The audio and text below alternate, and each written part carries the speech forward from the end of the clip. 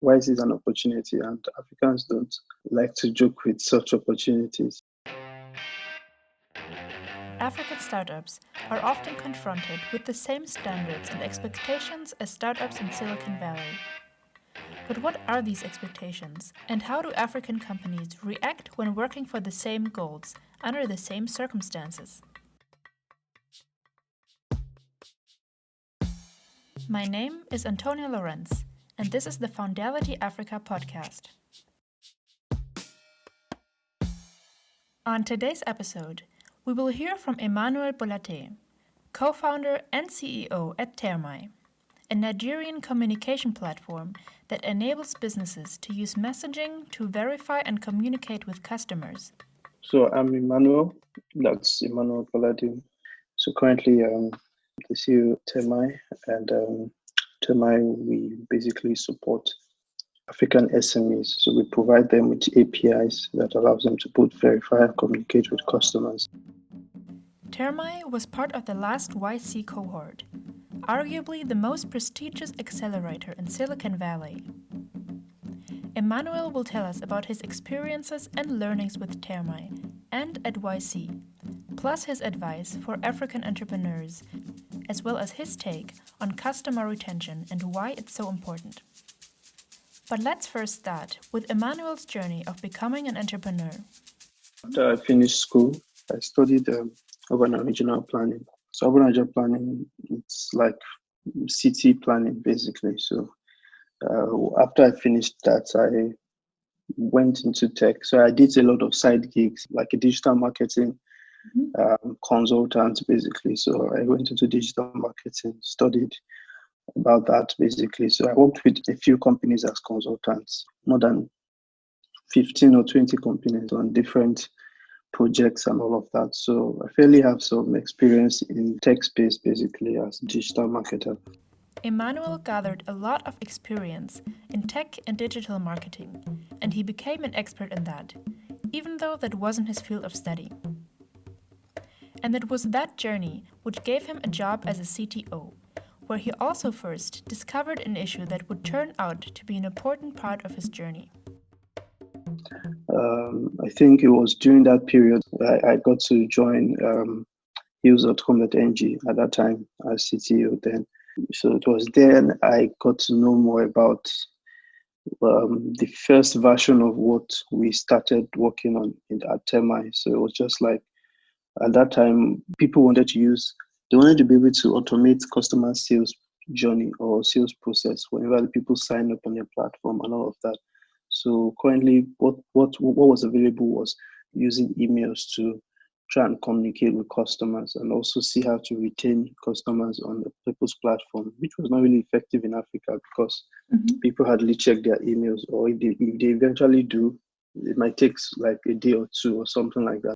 That's when we started thinking about working on something like SMS, like a multi-channel platform. But he didn't quit everything to pursue solving this problem. He even joined another company as a co-founder. Then I also went to business school, Lagos Business School, basically.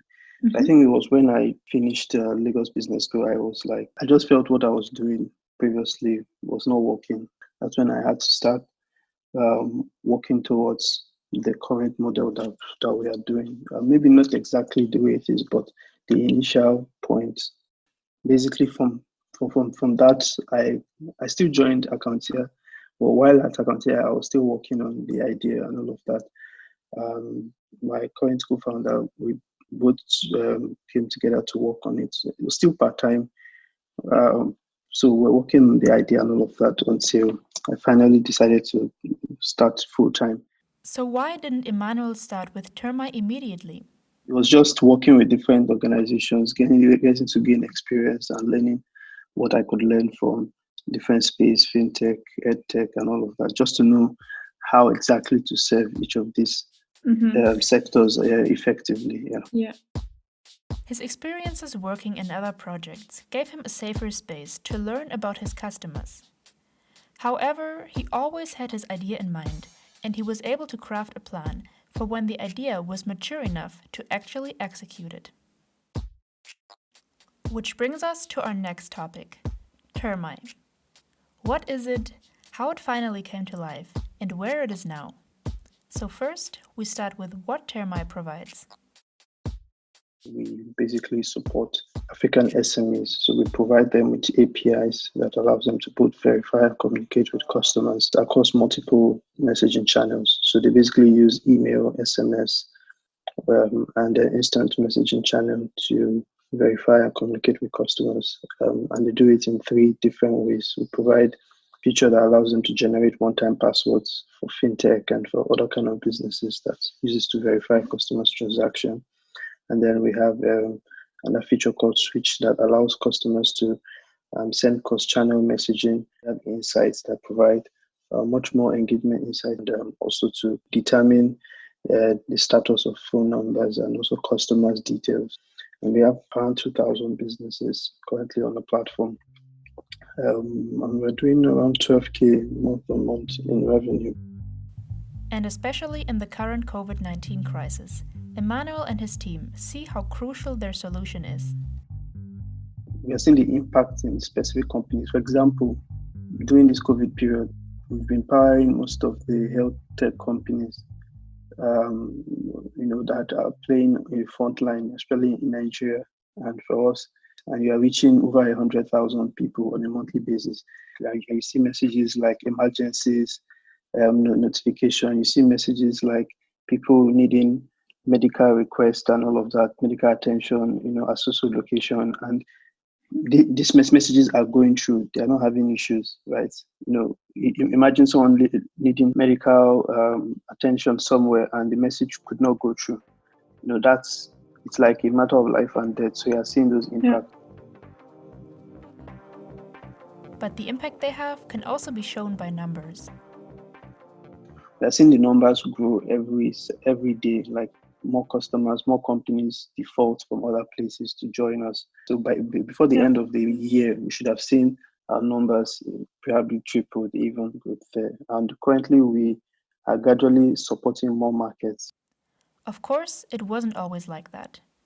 It takes a lot of time from the first idea to having a working model. As described earlier, all of that happened while Emmanuel additionally worked in other companies or studied. And he gave us an overview on how long the journey to product market fit actually was. It's been trial and error. I will be sincere with you on that, but basically we had support. Let me just put it like that. Throughout the iteration, I think it was the final iteration should have been like in 2018 or so, 2019, thereabout, before we finally got a good picture of what it should look like. But then it had not been built, so I was still walking around, building it. But the picture was much more clear around 2018, 2019, basically, and that was practically around business school when I went to business school and finished. And then you were able to scale. Yeah, exactly. So scaling did not happen until YC, really. Before YC we're just doing a couple of hundreds or thousands of messages. It wasn't there wasn't so much scaling like that. But after YC, obviously we started seeing much more growth. Yeah. Due to some strategies we implemented and some drastic changes. And the next stage for Termii officially started when they were accepted to YC in California. Y Combinator, also known as YC, is the most reputable accelerator in the world. They train and invest in a cohort of startups twice a year. More than 2,000 startups went through the program already, including Airbnb, Dropbox, and Twitch. The combined value of all YC companies is over $100 billion. So, getting accepted into YC is a big thing. And of course, I was very interested in what they learned and what their experience was. Emmanuel gave us insight in what YC actually does for your startup and what not. So contrary to the main idea, being a part of YC doesn't automatically change your business. That's just a lie. being part of YC is just basically just helps you see the market better. Let me put it like that. So most YC founders, what makes the company really grow is just the fact that one, you have support. So you might not need to think about some things, maybe like in terms of fixed cost and some other things. You have enough resources to help you really focus on innovating and growing your business. That's one. Okay, so it is made sure that you can focus on your company and not on surviving. But of course, it's not just money. Then secondly, you tend to have this growth mindset. Most of the companies, they scale very fast, and the reason is because they see the market differently, and you tend to put your business in a different perspective.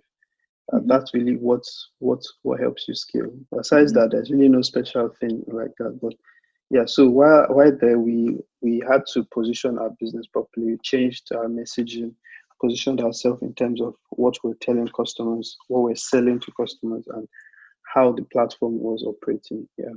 And I think that just did the trick. Just a few slight changes, but very crucial ones, basically. And the partners were always there to support you.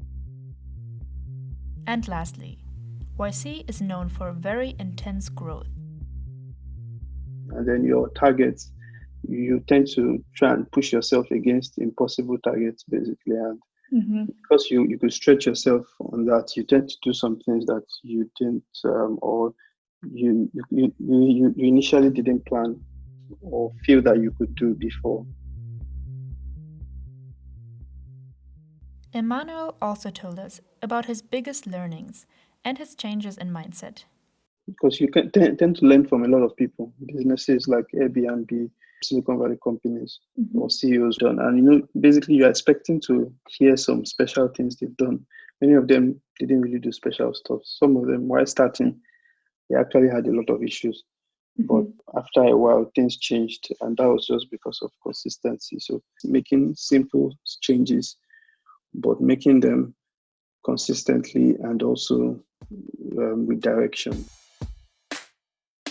So it is really important to understand that other founders have the same challenges. And that means you can do it as well if you put in the effort. But there was another important learning.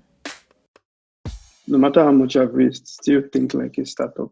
So the fact that you've raised 1 point something or 5 point something million or $15 million basically doesn't mean that you begin to spend like Facebook or something like that. $5 million can disappear in a few months. So the goal, first of all, is to grow your revenue.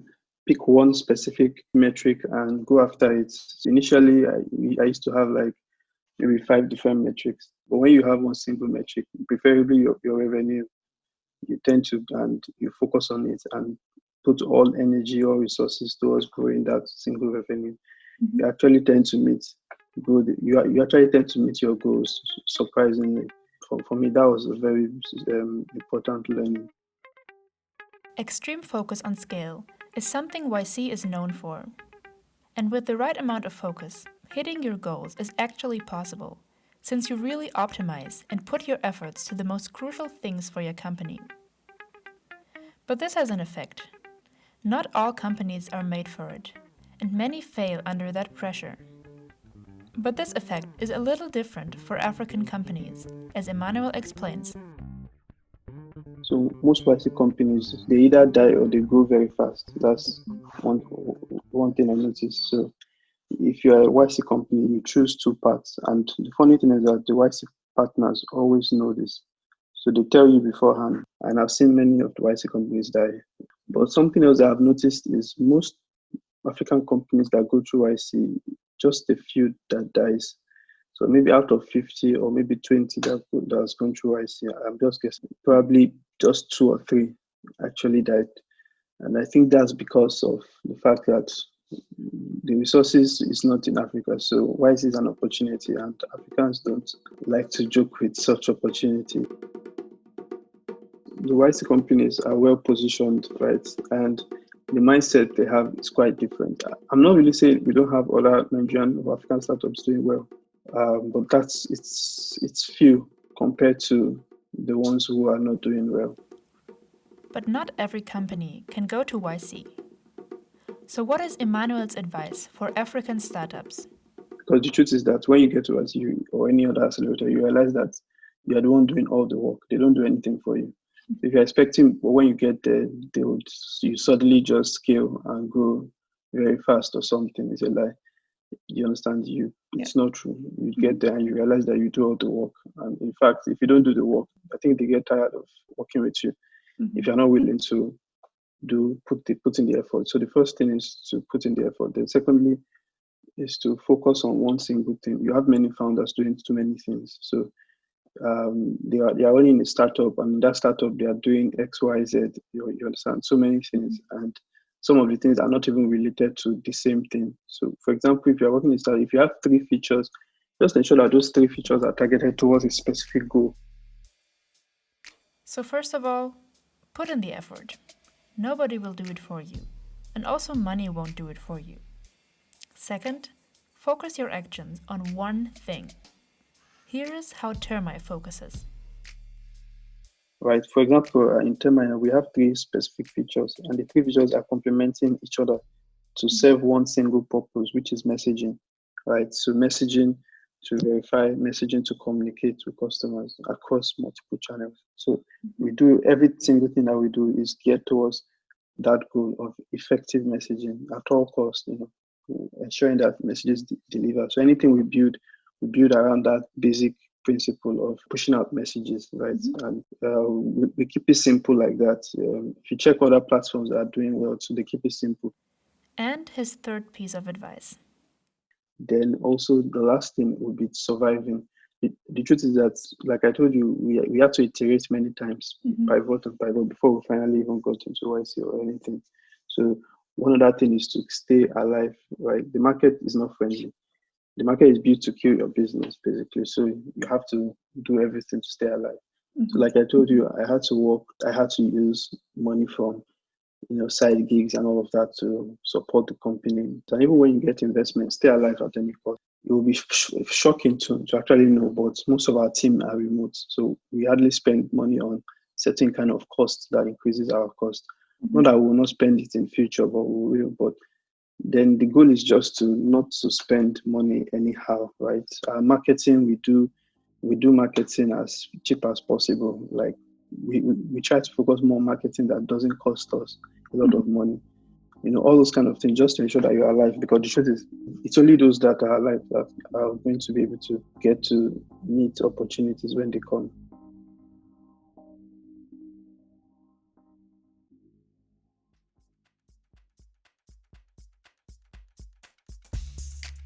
Next up, listen and learn. In this part of the show, we ask the founders about practical advice in a topic they are most profound in. This time, customer retention.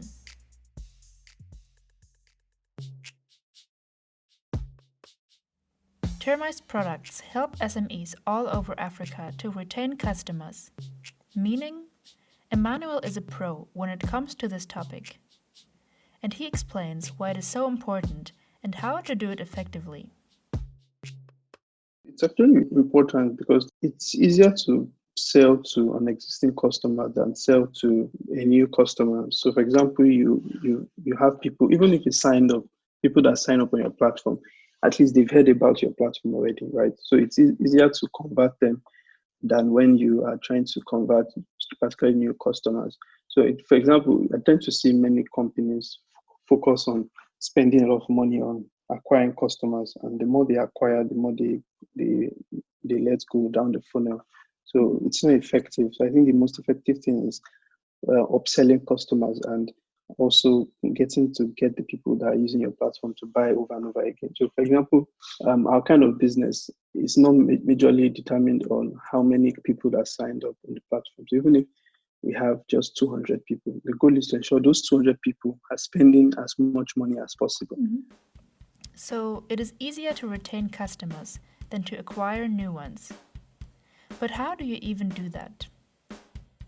To make your product very sticky. Very sticky means that you've built it in such a way that they have to always come to use your platform, right? Like they have no choice but to use the platform over and over again. So, for example, the way I've built the interface is as simple as possible, but then very functional, right? So and then built in a way that you have to keep talking to us, like, whether you're pushing out messages or not, it is rigged to ensure that you come back. We intentionally build the system to make sure that you communicate with us, right? Or you talk to us, or you use us and all of that. The goal is to ensure that you don't forget about us, because there's that tendency for customers to easily pivot to other platforms, especially when they don't engage with your platform regularly, right? Some techniques. Rewarding users for when they come back, or reminding them that they are missing something. Or you build a part of the functionality of your product in a way that customers have to come back. At Termii, for example, you need to come back to the platform to get the insights from messages that you have sent. If we don't communicate with you effectively or regularly, your spend on our platform is going to reduce, right? Because there are many people that are going to woo you out there in the market. So that's why we need to know that we have a working relationship with you regularly, and we also call you, communicate with you in your company, try to know how you're doing and all of that. Those things, we do some very, very crazy, simple things that ensures that our customers are endeared to us, really. And those simple things are based on just very simple principles of communication. So for us, as long as money keeps coming in from the same customers every month, we can meet our costs, you understand, basically, on a monthly basis. And then we can now gradually get new customers and convert them and add them to the same cycle, right? Building systems to retain customers is crucial, not only to keep them, but also to survive. If you have once built a working cycle, you will always have customers to pay your expenses, and you will then be able to acquire more customers to eventually grow. However, you have to make sure to constantly deliver value, to remind your customers that you exist, and most of all, you have to build systems that eventually do all of that automatically. Then you have your hands free to grow your company on top of that. But how do you do that? Should you use tools? Yes, but it depends how, Emmanuel says. Sometimes they don't really solve the problem. They're just enablers. They are not really the thing that does the trick, right? So it's about how you implement your own strategy. For example, at Temii, we use very simple tools. As in even things like WhatsApp. It depends on how you use WhatsApp. It can be very, very effective too. It's not just about sending messages to customers. How do you really use it in your process? Knowing what tools work in your process and what does not work. Things like Google Sheets, Slack, all those things. They are very simple things that are free. But then the point is, how do you adapt it to your own process? You need to come up with your own process. Here's how Termite does it. So for example, for us, we've built our own internal tools on these simple platforms, right? Some of them we've automated, some we still left it manual, which is deliberate. So the goal is building your own internal process that works based on your business model. We try to, which one works for our process, and why is it extremely critical that we use this thing? Next, where is Termite going and why? Emmanuel will tell us a bit about how they're tackling scale and expansion to other countries, including some outside of Africa. Yeah, we have a lot of things. I have the mindset of really going into hardware at some point, but currently we're still on our software. And like I said, everything we do is around messaging. So even if I go into hardware, it's still going to be around messaging, but is life for businesses in Africa much more effective? For now, in terms of growth, what I'll just say is we are going to expand more into different markets, which we are doing gradually. So I don't like to grow too fast, let me put it like that. And when I mean grow too fast, I'm not talking about one metric. Our one metric is revenue, so that one has to go very fast, right? But when I mean grow too fast is in terms of markets, like jumping from one market to another. No, I prefer to conquer one market very well before you move to the next and like that. So currently we are Nigeria, we are working in Ghana, we're trying to make that work, then we'll gradually move to, we are already in Kenya, but we've not yet made so much presence there, but gradually, then we have US too that we're also working on also, basically. So we're taking it one after the other. So Termite plans to expand to the US as well. and I was really interested in how they plan to do that. The whole goal is whether it's US or Canada or it's UK or whatever, we are not serving the market there per se. Rather, we are working with companies in those countries who want to reach out to their African customers. So the goal is still Africa itself. It's just that we want to be able to support any company wherever you are that you're trying to reach out to customers in Africa. We want to be that gateway for you to do that. Recognize how broad and at the same time focused Emmanuel thinks. Yes, they are expanding all over the world, but the problem they're solving is still the same: reaching African customers through messaging. I can say we have product market fit. We know the market, we know how to get to the customers and all of that. So right now it's improving the performance and just replicating our model in different markets, as well as evolving in the current market that we are playing. And really, we're not changing anything. The model is not changing. Nothing is changing. They are all still basic, but we're just building on top of what we have. It takes years to achieve product market fit. Once you have it, make sure to keep it and to grow on that intentionally. And lastly, just so you don't forget it, the 3 pieces of advice that Emmanuel follows by heart. Stay alive, right? Spend less at all costs, spend less, stay alive, and then focus on one single thing. And that one single thing for us is revenue, right? Try and grow that single revenue every month. It might not be as fast as some other companies, but we make sure that it's growing every month. Those are the 3 key principles I follow. That's it for this episode of the Foundality Africa podcast. Thank you so much for listening. If you liked this episode, subscribe and don't miss out when we upload new ones. Please also share and leave a review if you want others to know about Foundality. If you want to know more about us, or if you want to leave us a message, visit foundality.com. Also, if you know an outstanding African entrepreneur who you think could be a great guest, please let us know. We do post small snippets, learnings, and inspirations from the podcast on social media. You can find us under the name Foundality. Episodes will be uploaded weekly. See you then.